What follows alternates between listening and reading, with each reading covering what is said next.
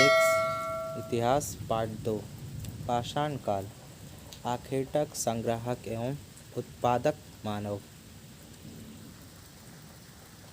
मानव ने समय के साथ अपना विकास किया और अपनी सुरक्षा तथा शिकार के लिए उसने हथियारों का निर्माण किया और धीरे धीरे उसने शिकार करना सीखा। फिर उस शिकार को संग्रहित करना यानी संभाल कर रखना और कल के बारे में सोचना शुरू किया और धीरे धीरे उसने भविष्य के बारे में सोचना शुरू किया। तो यह जो प्रक्रिया रही इसी को इस अध्याय में समझाने का प्रयास किया गया है कि उसने किस प्रकार से हथियारों का निर्माण करना सीखा और किस प्रकार से उसने शिकार करना सीखा। तो बात यह है कि आप घर जो होता है हमें जाड़े से, गर्मी से, बारिश से सुरक्षा प्रदान करता है। इसमें रहकर हम अपने सभी कार्यों को भली भांति कर लेते हैं, किंतु एक समय ऐसा भी था जब मनुष्य घर बनाना नहीं जानते थे। तब वे जंगलों में रहते थे। जंगली जानवरों से अपनी सुरक्षा तथा उनका शिकार करने के लिए उनके पास केवल पत्थर के ही औजार थे। ये बात सही भी है। तो मानव में परिवर्तन, तो मानव शास्त्रियों के अनुसार आज से लगभग 2 करोड़ वर्ष पूर्व मानव विकास की प्रक्रिया प्रारंभ हुई। तो इस समय उन्हें कुछ महत्वपूर्ण शारीरिक परिवर्तन हुए मानव के अंदर, जैसे दोनों पैरों पर खड़े होकर सीधे चलना, अंगूठे के कारण वस्तुओं को पकड़ने की क्षमता का विकास होना, जिससे महत्वपूर्ण कार्यों को कर लेना, मस्तिष्क के आकार एवं क्षमता में विस्तार, मनुष्य में लंबाई, चौड़ाई और गहराई या ऊंचाई देखने की क्षमता, त्रिपार्श्वदर्शी दृष्टि का होना, मानव के विकास, विभेद आदि की जानकारी देने वाले क्या कहलाते हैं? मानव शास्त्री कहलाते हैं।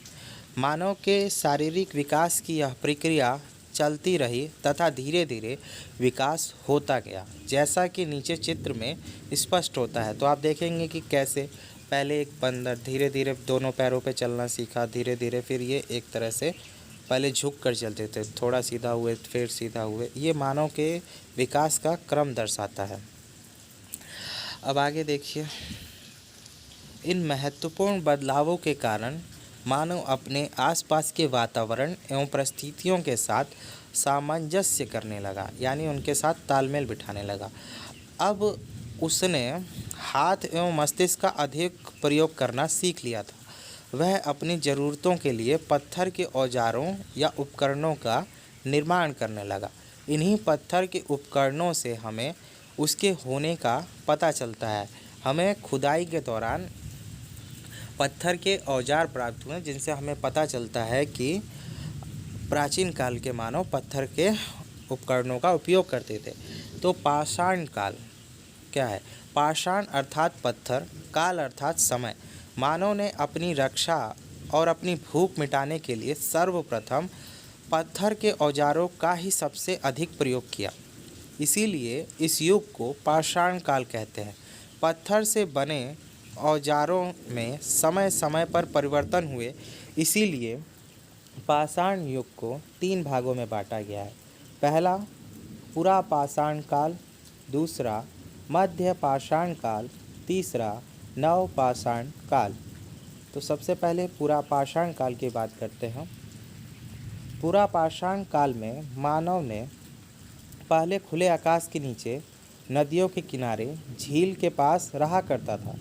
इससे उसे शिकार करने में आसानी होती थी। वह पत्थर के औजारों से पशुओं का शिकार करता था। शिकार से प्राप्त मांस से ही उसका मुख्य भोजन था। कंदमूल तथा फल भी उसके भोजन में सम्मिलित थे। थोड़े समय बाद मानव ने गुफाओं में रहना प्रारंभ कर दिया, क्योंकि उसे तब तक घर बनाना नहीं आता था, इसलिए वह गुफा में रहता था। तो शिकार की खोज में वह लगातार घूमता रहता था। इस प्रकार उसका कोई अस्थायी आवास नहीं था। इस समय उसे आग की जानकारी प्राप्त हुई। साथ ही अब उसने अपने मृतकों को कब्र में दफनाना प्रारंभ कर दिया। पूरा पाषाण काल के आखिरी दौर में उसने चित्र बनाना भी सीख लिया। उस समय की गुफाओं में उसके द्वारा बनाए गए चित्र मिलते हैं। इन चित्रों में शिकार के दृश्य बनाए गए हैं। इसी समय मानव ने हड्डी के औजार भी बनाना प्रारंभ किया।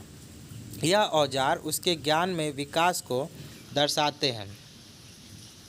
इस युग में मानव झुंड बनाकर ही शिकार करते थे, जिससे वह आपस में बांटकर खाते थे। मानव यह समझ चुका था कि वह तभी जीवित रह सकता है जब वह दूसरों के साथ मिलकर चले। इस प्रकार एक दूसरे का सहयोग करने की भावना इस युग में विकसित हो चुकी थी। उत्तर प्रदेश के मिर्ज़ापुर ज़िले में मिली कुछ गुफाओं से पता चलता है कि मानव समूह में रहते थे।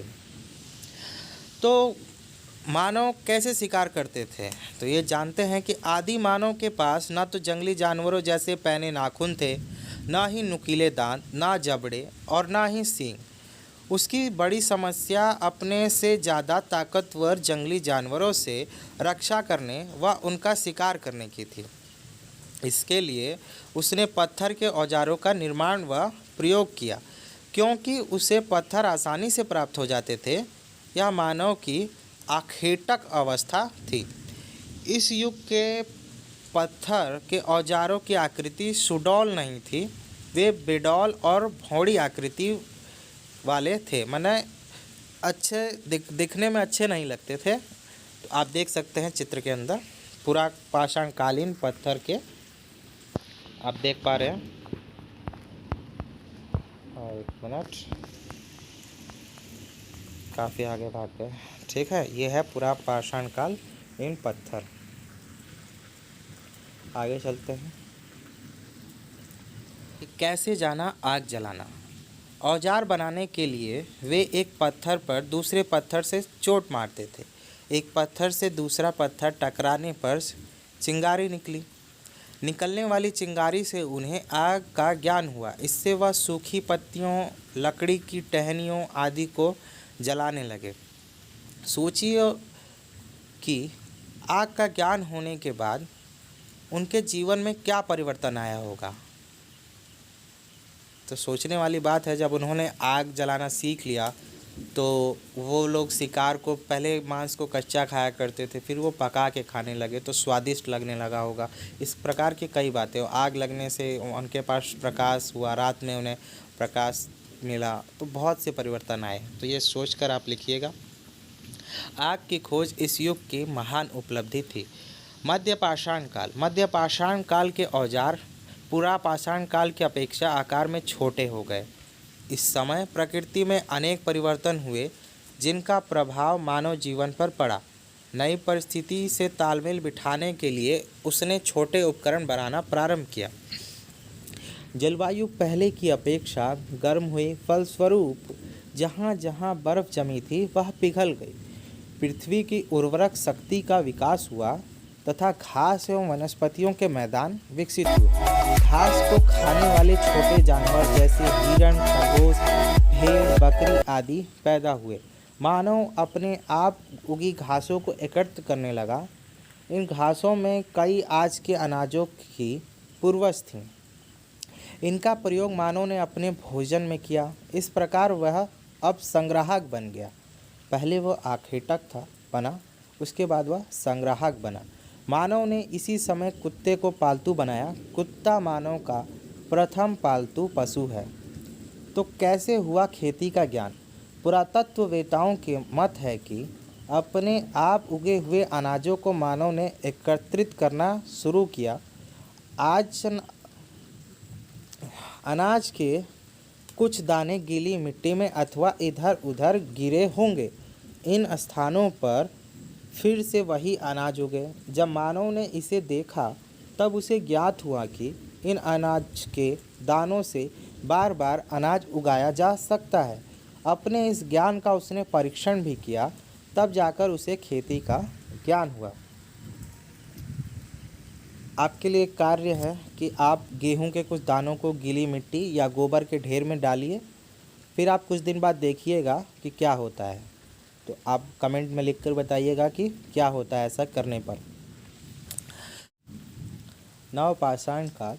पुरातत्वविदों का यह मानना है कि मानव ने जब से भली भांति खेती करना प्रारंभ कर दिया, तभी से नवपाषाण काल प्रारंभ होता है।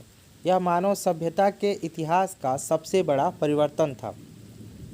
खेती के कारण मानव अब भोजन संग्राहक से भोजन उत्पादक बन गया। इस समय उसके पत्थर के उपकरण अधिक उपयोगी एवं सुडौल थे, क्योंकि उन्हें अधिक कुशलता से बनाया गया था। यह उपकरण घिसकर चमकदार बनाए गए थे। हत्थेदार कुल्हाड़ी एवं हंसिया इस समय के महत्वपूर्ण औजार थे। खेती के साथ साथ पशुपालन भी प्रारंभ हुआ। पशुओं का प्रयोग मांस एवं दूध प्राप्त करने में किया जाता था। अब ये मिट्टी का बर्तन बनाना भी जान गए थे। बर्तनों पर नक्काशी एवं चित्रकारी में रंगों का प्रयोग होने लगा। इस समय मानव ने पहिए का आविष्कार किया और इसका प्रयोग चौक के रूप में मिट्टी से बर्तन बनाने तथा सामान ढोने के लिए गाड़ी के पहिए के रूप में किया गया। खेती के कारण लोग एक ही जगह रहने लगे। फलस्वरूप नए नए कौशल विकसित हुए, जैसे मूंछ की टोकरी, चटाई बनाना, कताई करना, जानवरों के बालों से कपड़ा बनाना आदि। अब उनमें सामुदायिक जीवन का विकास हुआ। शवों को दफनाने के ढंग से इनके धार्मिक विश्वास के विषय में जानकारी मिलती है। शवों के साथ साथ खाने पीने की चीज़ें, बर्तन आदि भी दफनाए जाते थे। इन लोगों का विश्वास था कि मरने के बाद भी व्यक्ति इनका उपयोग करेगा। मानव अपने खेतों के आसपास मिट्टी के घरों एवं घास फूस के छप्पर वाले घरों में रहने लगा था और धीरे धीरे ये बस्तियां गांव बन गए थे। इसी समय उसने पहिए का भी आविष्कार किया और गाड़ी से सामान ढोने लग गया था। नवपाषाण काल के अंदर धातु काल। नवपाषाण युग का अंत होते होते पत्थर के साथ साथ धातुओं का इस्तेमाल शुरू हो गया।